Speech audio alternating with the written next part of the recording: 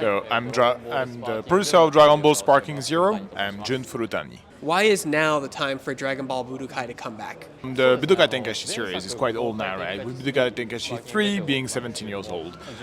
For us, it was like a completed series at that time, and actually also a success. And in between, we had many other series, right, for the Dragon Ball video games. But now, like in between, we have so many changes and evolution also in the technology from the video games consoles, right?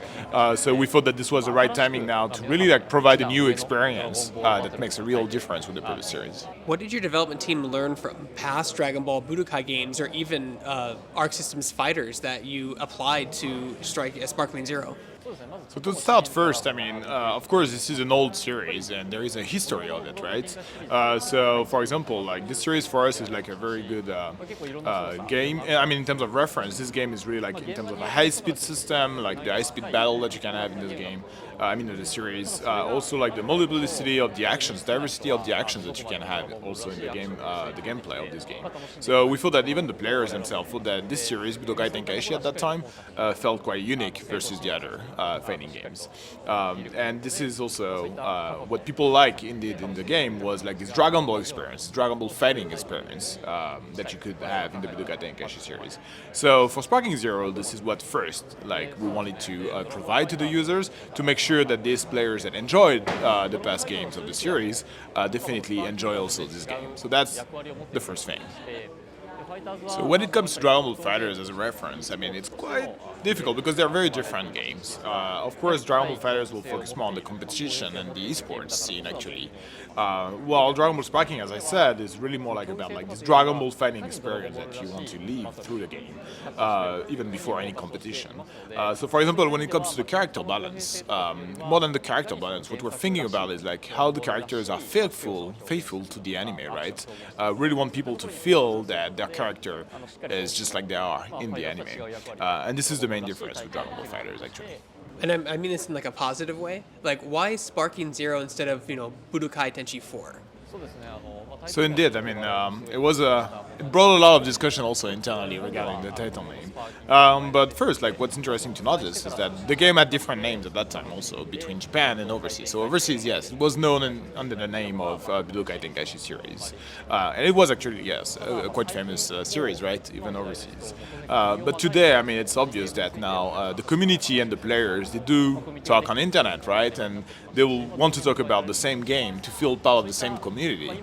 So we thought it was important for us to go with the same name worldwide this time. So that's the first thing. And since Sparking was also like the name of the Japanese series, we decided that Sparking could be then the common name this time for the game worldwide. So we went with Dragon Ball Sparking Zero.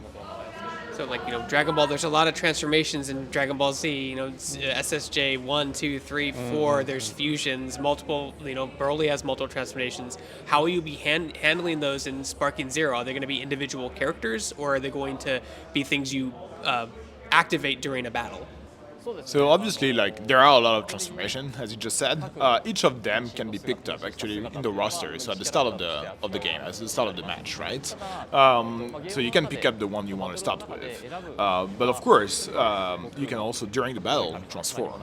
And this is why, for example, if you take Goku Black, for example, you will not be able to take like Goku Black, Super Saiyan 1 and Super Saiyan 2 in the same team. The reason is that Goku Black in the battle can transform into Super Saiyan 1 and Super Saiyan 2. So this is one of the way to tackle this transformation thing. Do the characters' movesets change based on the transformation, or is it purely like aesthetic and just power?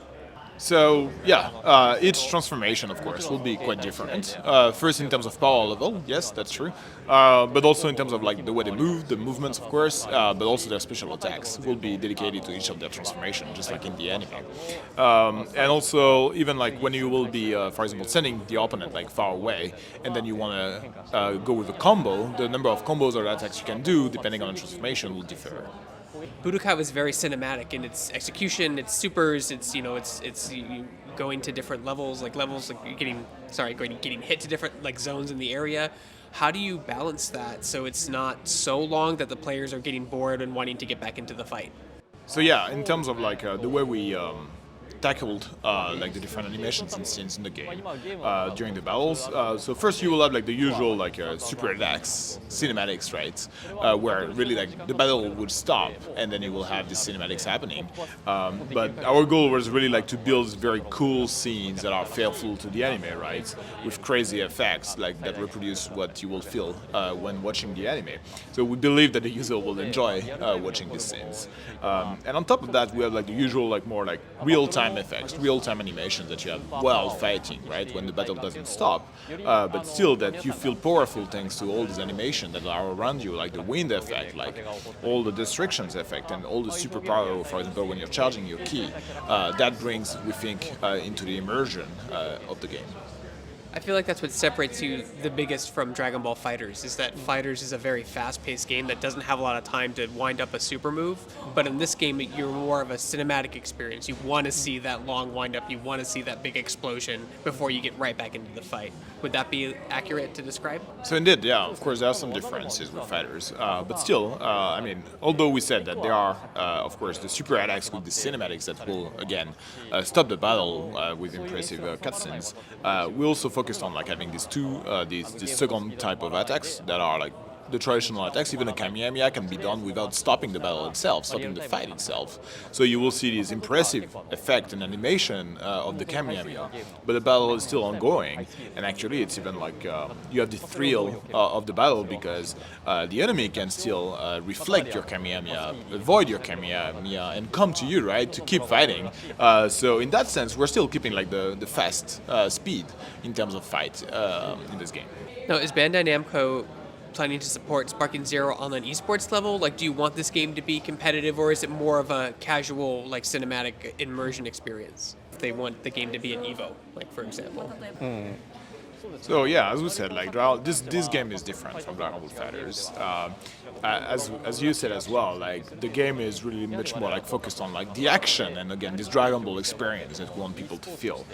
So yeah, it's not planned at first like for being an esports game. This is not what we expect. We really want people to enjoy it in a casual way, and in a positive casual way. Again, like you have this fast speed as we said, and the actions are quite complex if you want them to be. But at first, what we want people to experience is this Dragon Ball fighting experience.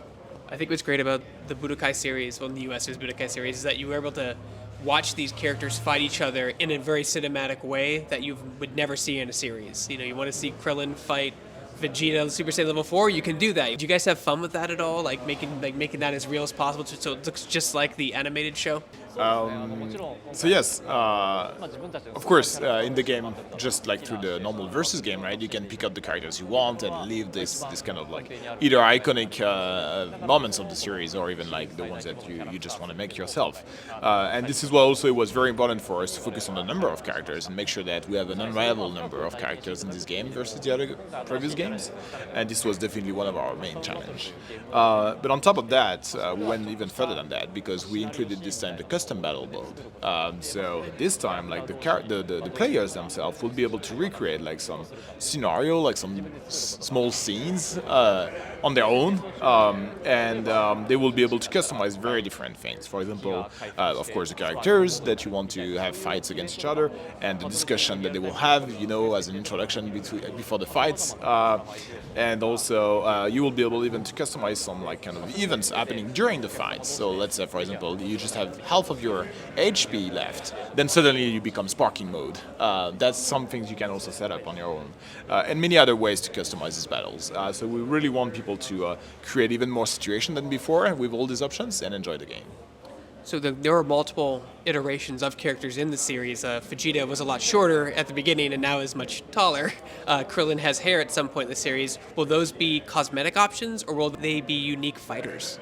Yeah, because Vegeta's short in like season 1, and then like in season 10 he's tall, and like he has like the outfits with the long ones and the tank top, and then Krillin has hair in the Majin Buu saga, but he's bald everywhere else. Like, will we have characters like that be separate, or will they be just the same character but with cosmetic variation? So of course we will reveal more during the campaign, but of course, as we said, like there are some characters, like for example Goku, that will have multiple forms that you can choose from the start, right, of a match. So for example, you can choose the Goku at the first course, the Namek era, for example, or you can choose the Goku, like the Cell era, for example. And just because they have different fighting style and mechanics fights, right, they are different in the roster. And of course, they will have their closing of that moment in the anime, that's for sure.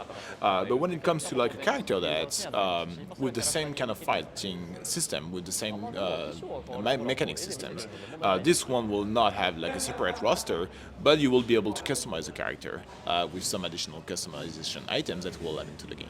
Get into a little bit more detail, like Frieza is a good example. Frieza has 4 forms. Cell has 4 forms. Will those be available cosmetically, or will they be individual fighters as well? And where their styles differentiate based on the form you choose or cosmetic option you choose? That's a good, better example. Yeah. When it comes to this exact question about Cell and Freezer, we cannot yet reveal everything because we have not revealed all these characters yet. But just as I explained it, let me try to clarify a bit more. Again, like each character that has very different like mechanics of attacks, that has different attacks into the anime, yes. Then there will be like different characters in the roster. But like again, for one character that has just different costumes in the anime, but actually the same attacks, this will be more like treated on the customization items side. My very last question I saved till the end. In terms of roster, there's a lot of characters in the Dragon Ball universe. Can you talk about how you guys decide on who to include and who not to include? I know there are some oddball characters like Android 19, Android 20, Great Saiyan Man. Like there's some Hercule, some of Majin Buu's minions, Dabura. Like those are some of the more deep cuts. Do you plan on having them in the game, and how do you decide who stays in the game and who gets cut? So when it comes to the character selection, of course, it's always a challenge, right? But of course, like the first focus we had is making sure that we have the most important ones, the ones that you usually have in the original series, right? So, for example, and also making sure that the people that have played Budokai Tenkaichi series in the past will find like their usual like Z characters, for example, like Goku from, of course, Dragon Ball Z, but also Frieza from Dragon Ball Z. We will make sure that we will have first these characters into the game. That was one of our focus. And in addition, of course, to what we just said about the Z fighters, right? We know that there is this series, that Dragon Ball Super, also the new series that was not at the time of the Budokai Tenkaichi series. So we also want to make sure that the new fans of the Dragon Ball Super series, whether they were fans of Dragon Ball Z or not, will find their favorite characters also into Dragon Ball Budokai Tenkaichi.